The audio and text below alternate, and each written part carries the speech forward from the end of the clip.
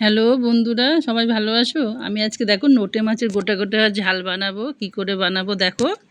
আমি প্রথমে যে নোটে মাছগুলো ধুয়ে নিয়েছি ভালো করে, আর এদিকে পেঁয়াজ, রসুন আর কাঁচা লঙ্কা, টমেটো কেটে নিয়েছি। এই দেখো মাছগুলো ধুয়ে রেখেছি। ধুয়ে রাখার পরে একটু ভুল হলে মাফ করবে, আমি এক হাতে ক্যামেরা ধরে করছি। এর মধ্যে লবণ দিয়ে দিলাম। এই দেখো লবণ পরিমাণ মতো লবণ দিচ্ছি আর হলুদ দেবো। এই দেখো হলুদ দিলাম। এক হাত দিয়ে ক্যামেরা এক হাত দিয়ে এই করছি বলে একটু অসুবিধা হচ্ছে। নুন হলুদের মধ্যে মাছের মধ্যে দিয়ে দিলাম। আর সাইডে আমি দেখো একটা যে আটা নিলাম, আটা ময়দা তোমরা বেসন যা পারবে নেবে। ওর মধ্যে আমি একে একে করে একটু অন্যরকম মশলা দিয়ে দেব।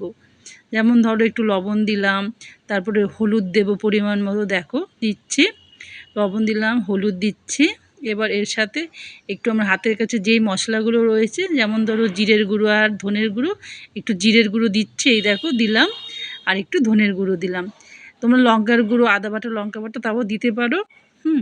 এটা কেন, আমি এইটা মাছগুলো তো খুবই নরম, ঝাল করলে পুরো এক গুঁড়ো গুঁড়ো হয়ে যায়। এই জন্য একটু ওপরে প্রলেপ করে ভেজে নেওয়ার জন্য আমি এইটা করলাম। এইদিকে দেখো মাছটা আমি নুন হলুদ দিয়ে মাখলাম। আর এইদিকে এই দেখো যে আটাটা আমি একটুখানি এরকম করে চামচ দিয়ে মেখে নিলাম। এই দেখো মেখে নিলাম। এটা এই যখন এই লোটে মাছের পকোড়া করে তখন তো একটু ম্যারিনেট করে ভালো করে একটুখানি বাটার দিয়ে ভাজতে পারো। আমি অতটা করলাম না, রোজকার রান্না তাই জন্য। আর এই দেখো পেঁয়াজ, রসুন, এই আদাটা না, লঙ্কা আর টমেটো আমি এরকম কুচু কুচু করে কেটে নিয়েছি। এবার দেখো আমি মাছগুলো কড়াইতে দেব। এই দেখো মাছগুলো এই যে এটার মধ্যে শুকনো মাছটা এরকমভাবে মেখে মেখে নিলাম। মানে কি একটু খুবই নরম মাছ তো ভেঙে যাবে, সেই জন্য আলাদা করে যাতে না ভাঙে, গোটা গোটা দেখতেও ভালো লাগে, খেতেও ভালো লাগবে, এই জন্য গাটার মধ্যে একটুখানি দেখো এরকম করে ওপর দিয়ে প্রলেপ লাগিয়ে নিলাম, যাতে মাছগুলো আগে খণ্ড খণ্ড না হয়ে যায়, দেখতেও ভালো লাগবে খাওয়ার পরে। এই দেখো এরকম করে ভেজে নিয়েছি যাতে একটু মাছটা গোটা গোটা থাকে। এই দেখো করে নিয়েছি। এবারে কড়াইয়ের মধ্যে যেটুখানি তেল আছে আর একটু পরিমাণ লাগলে পরিমাণ বুঝে তোমরা দেবে। আমার ওর মধ্যে হয়ে গেছে।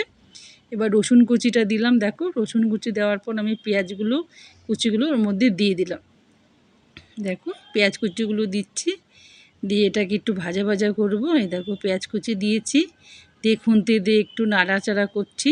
নাড়াচাড়া করার পরে দেখো নাড়াচাড়া করার পর পরিমাণ মতো আমি একটু লবণ দিলাম। এবার লবণ দেওয়ার পর একটু হলুদ দিলাম।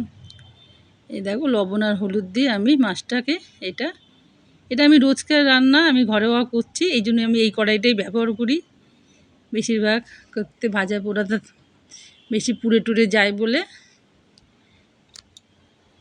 এই দেখো নুন হলুদ দিয়েছি, দিয়ে একটু পেঁয়াজটা একটু ভাজা ভাজা হওয়ার পর আমি টমেটোটাও দিয়ে দিলাম। তোমরা চটজলদি করে নেবে, এই জন্য ঘরোয়া রোজকার রান্না এইভাবেই তাড়াতাড়ি করে নিচ্ছি। এবার টমেটোটা দেওয়ার পর এর মধ্যে দেখো আমি জিরের গুঁড়ো দিলাম।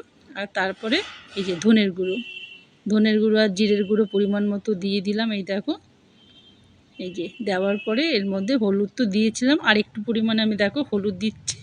এই যে হলুদ দিয়ে এটাকে একটু নাড়াচাড়া করছি। এই দেখো নাড়াচাড়া করে দেখো একটু মাখো মাখো একদম গায়ে গায়ে লেগে যাচ্ছে।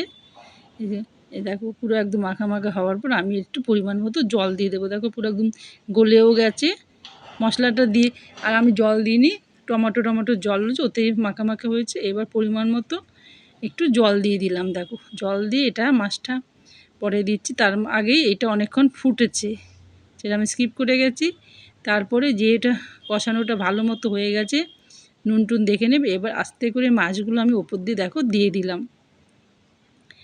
এই দিয়ে দিলাম। এই দেখো দিয়ে আস্তে আস্তে করে ধনেপাতা আজকে আমার ঘরে ছিল না, ওপর দিয়ে ধনেপাতা দিয়ে দেবে তো খুবই টেস্টি হবে।